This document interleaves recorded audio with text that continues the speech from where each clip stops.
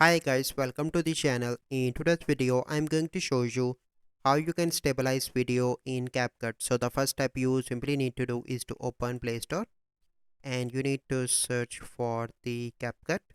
Click on that and you need to update CapCut application. As you can see, my CapCut is up to date. Then you simply need to click on open. So once you open, you simply need to click on new project and select a video. Click on add. Once you add it, you simply need to scroll in the bottom here and you need to find the option of stabilize. So let me find the option. First select the clip, then you need to move in the bottom.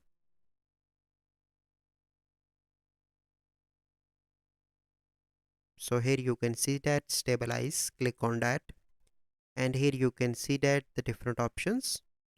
So this option is recommended and then you need to click on tick mark and it will take few seconds to stabilize your video.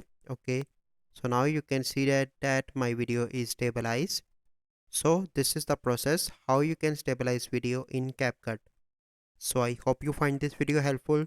If you find this video helpful, must like this video, subscribe to our YouTube channel for future videos. We'll see you in the next video. Thank you. Have a good day.